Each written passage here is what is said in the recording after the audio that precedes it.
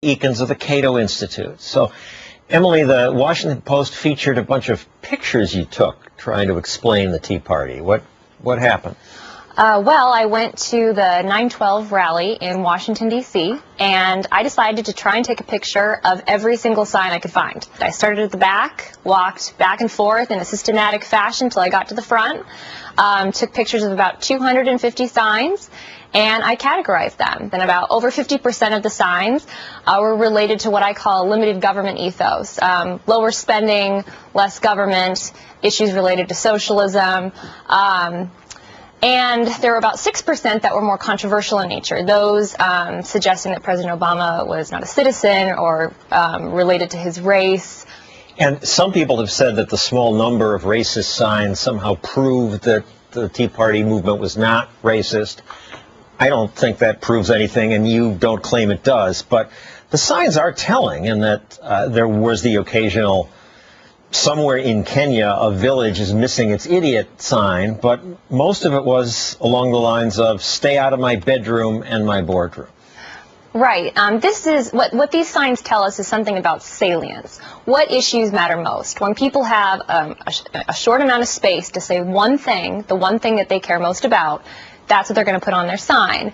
And of the people that made a sign and went to this rally, over half talking about, limited government. And you've gone to other rallies and talked to thousands of Tea Partiers and quizzed them. Well, I also conducted a survey at the Virginia Tea Party Convention, and we found some very interesting results. We found, actually, that about half of them are what we call Tea Party libertarians, and the other half are Tea Party conservatives. So, Kate, you're the author of Boiling Mad, Inside Tea Party America, a book about the Tea Party from your reporting, and the press release says you're exceptional among mainstream reporters in portraying the Tea Party without the preconceived notion. I agree.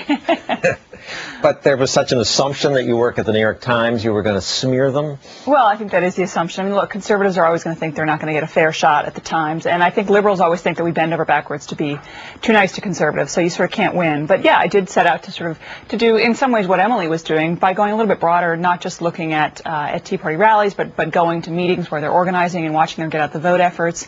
And I found a lot of the same things that Emily did. I mean, I do think I would sort of characterize the split a little bit differently. I think there's a libertarian strain to the movement, absolutely, and that's kind of the core of the movement. I would describe the rest as almost like the frustrated masses. They saw the Tea Party and thought, this is a way to get out my frustration. This is a way to make me feel like my voice is being heard. And you think there are some misconceptions about them? I do. I mean, look, I think one of the misconceptions is that they're all, stark raving lunatics, and the people I talked to in my book certainly were not. And last month in the New York Times, you wrote that the Tea Party looks to long-ago texts and long dormant ideas from authors like Bastiat and Hayek. And and some other ones who are more obscure. But, wait a second.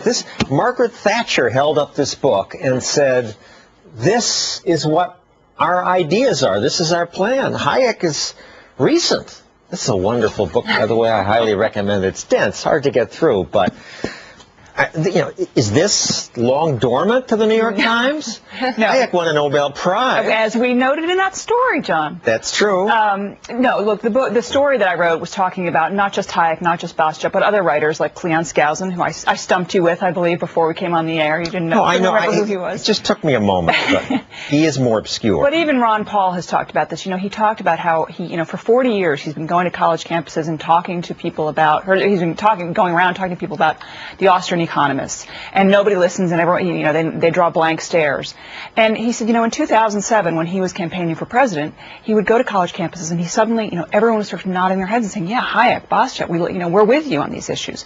So the point that the story was making was not so much that these ideas were, had been in someone's cellar for a long time, but that these books are newly popular. These books are rising to the top of the bestseller list largely because of this libertarian strain of the Tea Party movement.